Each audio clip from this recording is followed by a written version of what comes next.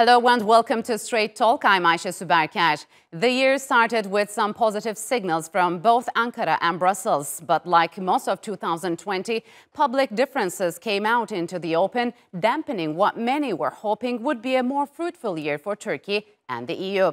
But all is far from lost. A recent statement by the EU has stressed the need for a positive agenda between the two partners. The EU's top diplomat, Josep Borrell, echoed those wishes, saying that the bloc needs to develop a mutually beneficial relationship with Turkey.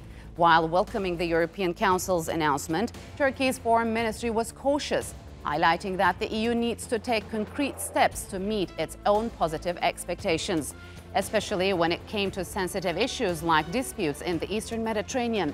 But one bright spot that both sides have highlighted was trade. Last year, it was a nearly $140 billion relationship, and both sides are showing eagerness to expand it. So, are these latest overtures similar to the ones we have seen in the past, or is it a genuine outreach? What sticking points remain, and where does trust need to be reestablished most?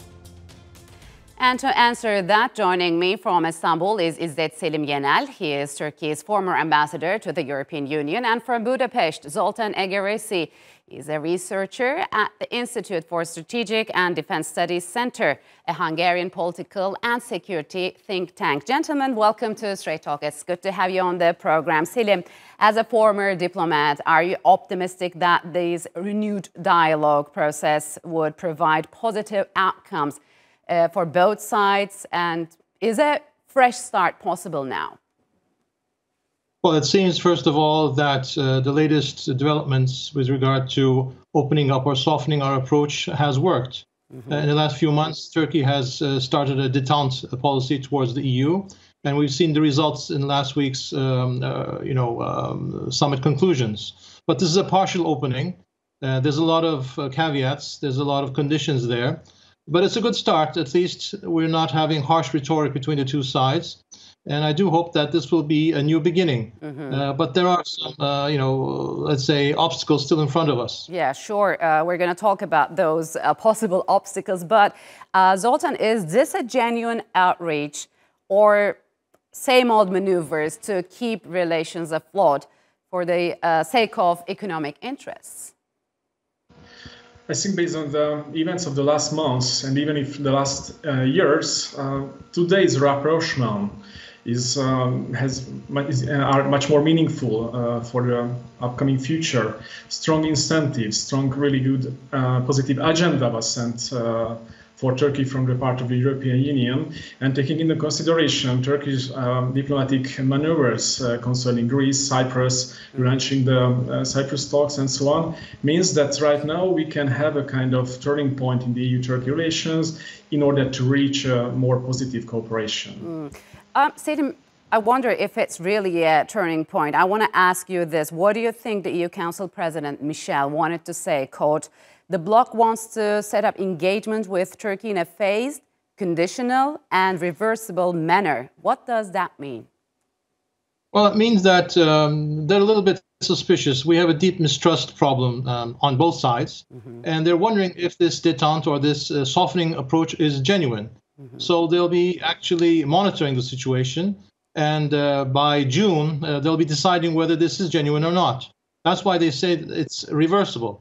If Turkey continues its policies that it had in the last year and does not soften its approach, then they said that they will reverse their policies. They won't be opening up again. So where does and that's the condition? That's what the condition is. So where does trust need to be reestablished the most? Well, both sides have suffered, and it's a long story. Turkey and the EU have mistrusted each other on many occasions ever since the 2018 March agreement. Turkey has abided by its rules, but the EU has not delivered on everything. And of course, the EU is not very happy with what happens in Turkey with regard to the fundamental rights, and they're not very happy with what happens in the Eastern Mediterranean. Yes. Let's see what happens in the future. So, Zoltan, how fragile, in your opinion, is this process? What are the challenges lie ahead for both sides? Okay, here important to emphasize that the European Union practically accepted a dual approach concerning the cooperation. If Turkey maintains its exploratory talks with Greece, shows positive agenda concerning its neighbors, and also signals the cooperation concerning the migration issue, Syrian refugee issue in Turkey, which is probably one of the most important issues for the European Union. The European Union indicated that it is ready to also demonstrate its willingness to deepen its cooperation, as it was already mentioned, to start the talks about the modernization of custom union, which is Turkey's part for decades, and also to, let's say, replenish the refugee facilities in order to help the survival of Syrian refugees in Turkey. So how likely it is for us to see some progress on Turkey's initial demands, as you've just mentioned, the refugee deal, modernization of the customs union, as well as visa liberation? It's a huge question, and it's not that easy to make any prophecy concerning the outcomes, but I think that as high-level deal looks will be resumed in the upcoming future, the probability to reach a new agreement to revive the ongoing cooperation is relatively high compared to the previous years when the tension, when the relations were really harsh and we could see emerging tensions between the European Union and Turkey. Right now, it's really a positive opportunity. So, Selim, what's your take on that? And additionally, is it likely that Turkey will have to make some concessions from its national interests, whether it be in Syria or Eastern Mediterranean? Well, that's the difficult part, especially with regard to the customs union. We've demanded it for the last 5 years to be modernized, but they're setting conditions. For example, we already have some irritants on trade issues. That could be handled, but they also want the customs union to be used for all countries, all members, which means the Greek Cypriots, which we don't, and I don't think that will happen. And lastly, of course, Turkey has to abide by, again, its softened approach in the Eastern Mediterranean. All these are conditions which, at least the last two are very difficult to handle. One thing that is disturbing is that Turkey is not mentioned as a candidate anymore. We're looked at as if we are a third party. Yes. And we're under the rubric of Eastern Mediterranean. That is disturbing. So I call this a partial opening. It's better than having a very, very difficult dialogue. At least, we're starting somewhere. But we should not be too hopeful or too, I don't know, it's very difficult to say how things will progress. Yeah, there isn't even a mention of Turkey's full membership to the European Union anymore. But as a former diplomat, do you believe that German Chancellor Angela Merkel and former French President Nicolas Sarkozy's calls for privileged partnership with Turkey have come true, or we aren't even near to that? Well, I mean, we're already in a privileged partnership or some kind of a partnership. But I mean, the former President Sarkozy and the Chancellor have actually disturbed the situation. Just after we opened negotiations in 2005, these two leaders have distanced Turkey from the EU. Although we should have gone closer, we got farther away and we were pushed out. That's why we're in this situation. We're not part of the family. That's how they see us. And so it's difficult to come back. That's what I meant when I mentioned about the trust issue. As if we're not part of the family. We're not part of Europe. We're not part of the EU. All these things are combined. So we're in some kind of a partnership. It's a strange situation. It's a unique situation. We don't know how this will develop. But certainly, candidacy is far away. Yes, unfortunately. So, Zoltan, are we likely to see more of a transactional relationship instead of a strong, genuine strategic partnership moving forward? Do you believe that trust can really be reestablished? As I mentioned, the European Union started to apply a kind of dual approach, which makes the European foreign policy more transactionalist, as you mentioned, which means that if Turkey, in several issues which are more relevant for the European Union member state security, like refugee issues or border dispute within the Eastern Mediterranean, the European Union will be more open to give more incentives for Turkey, even financial ones, which is taking into consideration today's economic situation, would be really important.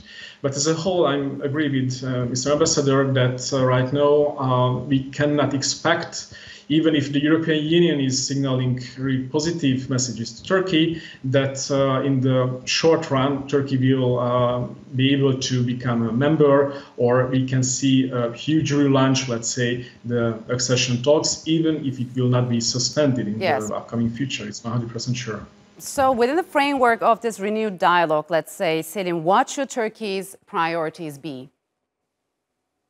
Well, first of all, we keep on mentioning trust. That's something that's very important. We should build up the trust. We should have more dialogue. In fact, the Council conclusions mentions high-level dialogues. This should be kept up. We have to talk to each other more often. This has been lacking since 2004. From 2004 up until 2015, we never had any high-level meetings. Yes. Only when the migration crisis did we have 3 summits in 4 months. This should not be the case. We should have it more regularly. We should talk to each other. This is the most crucial part. And with regard to alleviation of the burden of the migrants in Turkey, that should happen. We still haven't seen the voluntary relocation of Syrians from Turkey to the European Union. That was a promise that was given 5 years ago, and that hasn't happened yet. So there's a lot of things on both sides that have to be delivered, and the best thing to do is, to talk to each other. All right, gentlemen, unfortunately, we'll have to leave it here. Thank you very much for joining us on Straight Talk. It's a nearly $10 billion project where even the mere mention of it can set off serious debate. Many have described the plan to build a 45-kilometer canal through Istanbul as risky as it is ambitious. But now things are moving forward. First envisioned centuries ago, and after years of planning, the Turkish government has approved development plans for the canal. Turkey's Transport and Infrastructure Minister said that construction is set to begin in the very near future. The canal, which is estimated to take 7 years to build, will connect the Black Sea in Istanbul's north to the Sea of Marmara in the south, allowing ships to bypass the already congested Bosphorus. That's one of the main arguments for building a second waterway through Istanbul. The recent blockage of the Suez Canal was also a selling point for the Turkish government, which argues that diversified trade routes are crucial in keeping global trade flowing. Turkey's role as a middle corridor country in China's $1 trillion Belt and Road initiative could also boost the need for a second point of access in and out of the Black Sea. But the project has many detractors as it does supporters. Will the benefits outweigh the risks? And to answer that, joining me in the studio is Taha Meli Arvas, who is a financial analyst, and from St. Gallen, Switzerland, Guido Cozzi is a professor of macroeconomics at St. Gallen University. Gentlemen, welcome to Straight Talk. It's good to have you on the program. So, Taha, now that the development plans have been approved, what's next for Canal Istanbul, and what's your take on that project? Right. It seems like it's on track for development, as you mentioned. The canal, the way I see it, is an environmental project. We've just experienced this major tail event with the closure of the Suez Canal for almost a week. And we're talking about a huge, huge ship that rammed into the canal, as we all know from the reenactments and from the information. So imagine that type of incident happening, that type of catastrophe happening in a city of 20 million like Istanbul, with a waterway, as you can see, that's so pristine and it's crowded. There's people living on both sides, obviously. And imagine it not carrying containers and consumer goods, but oil or cement or other types of chemicals or potentially dangerous things. In that case, that would be a major environmental catastrophe that would hurt Turkey for decades to come. And as you can see maybe you can see it in the background in the images, and I'm sure it was in the piece, the Bosphorus is not a straight canalway. It's very windy, it's very difficult to manage. Even the most experienced and seasoned... With currents, turns. Absolutely, all these currents, and it was a little bit of wind that pushed the evergreen off course there. So the same thing can happen in Turkey. So it's important, it's essential that a solution has been come up with, and Canal Istanbul is late even. Turkey is maybe decades late in implementing such a strategy. And so if we worry about the environment, then it's essential that we do something like this to overcome that. Okay, so Guido, its construction will take about 7 years, and it's going to cost at least $10 billion. Is the time frame and the budget realistic for such a big project? Well, it is. A few years ago, I would have been a bit skeptical, but nowadays, after the COVID-19 crisis that affected all the most important economies, I can see that governments are reacting by exerting a lot of stimulus, so spending a lot of money, and most notably the United States, which is now planning to spend an additional $2.3 trillion in investment that would affect the whole country, in particular hundreds of billions of dollars in infrastructures.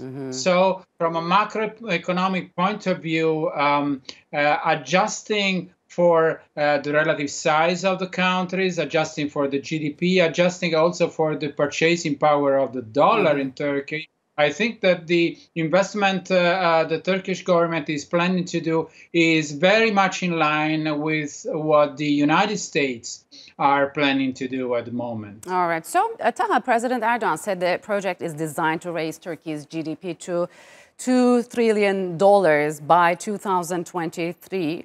Is this viable?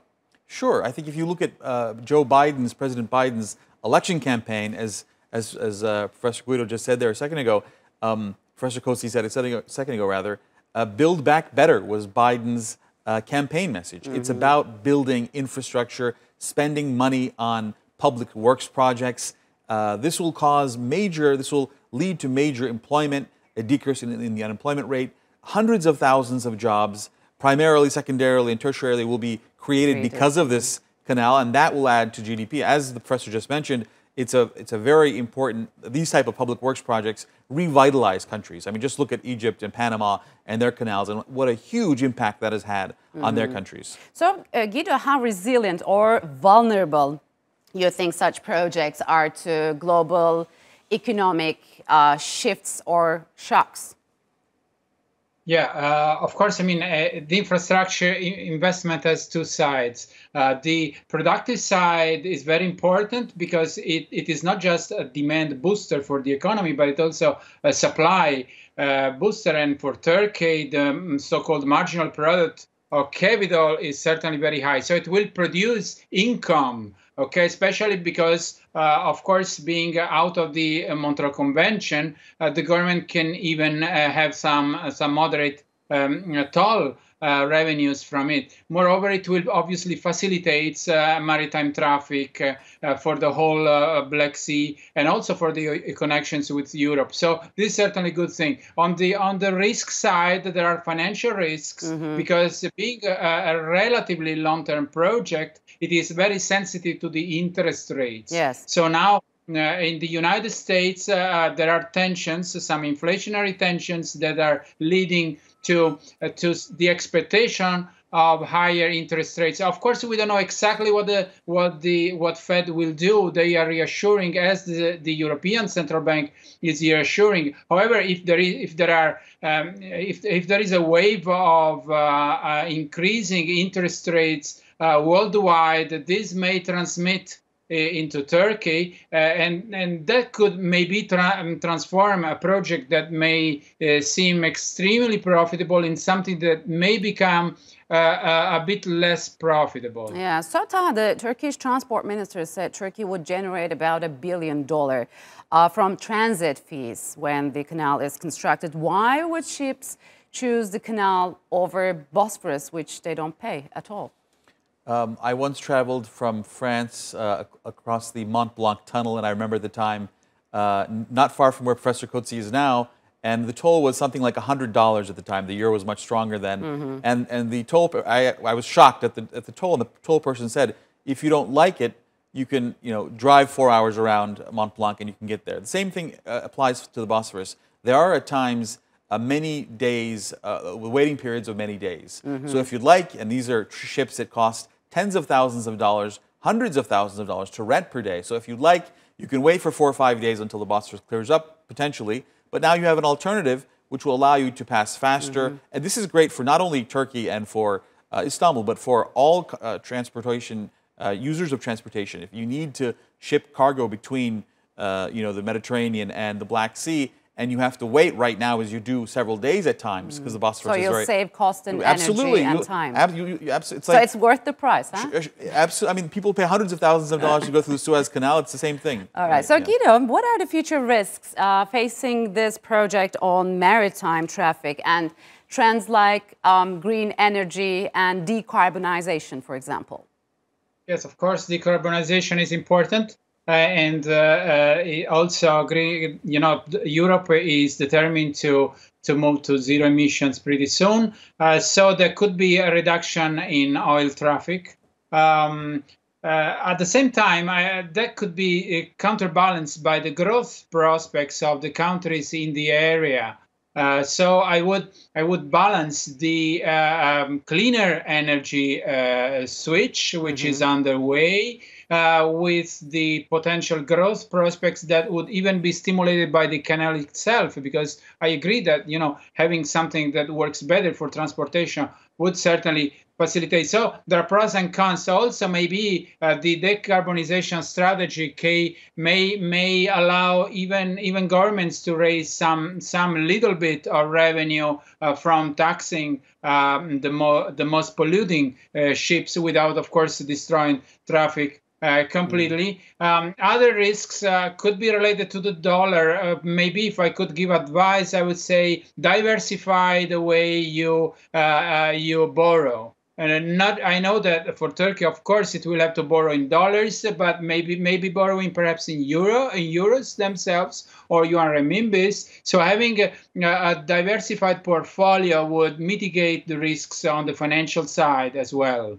So, Taha, who do you think the potential investors would be? Which countries are most likely to invest to this multi-billion-dollar project? I think the countries will be looking at, there's two types of investors. There's strategic investors, and there are those investors who want to maximize their returns on assets. I think the latter, those who are looking for returns, every country would be excited to invest in a project where they'll get great real returns, especially in a period of time. We're talking about, as Professor Cozzi just mentioned, a global pandemic, a post-global pandemic, where we have this world where inflation, I think we're looking forward there. I think the deflationary picture in Europe was probably going to be stronger going forward. Growth will slow in general in the world. We're looking at stagflation in a lot of countries, including the United States. So in that respect, people will invest in this, I think. And strategically, we're looking at those countries that border Turkey that need investments, that need to use this canal. So, like China? Obviously, China is one of the biggest investors in large infrastructure projects. And it likes to invest in international absolutely, projects. Yeah, this is China's MO. They do this all the time. The Russians will obviously invest, I think, and those countries on the Black Sea. There are some speculations about that. Oh, yeah? Russians could be worried about this canal, but we'll have to see about that. So, Guido, what kind of an impact it could have on Turkey's role as a middle corridor within China's Belt and Road Initiative? Well, a major impact because we will be seeing an improvement in quantity and quality at the same time. So a facilitation of traffic, which is also in the interest of China. So in the Belt and Road project, of course, there is also a terrestrial connection which passes through Istanbul itself. So it will be very, very useful, this transformation of a connection that at the moment, as was mentioned, has several qualitative problems and risks, into something that becomes more straightforward. And also, true, there have been declining growth prospects in the West, but the East has immense growth prospects, and that could compensate it.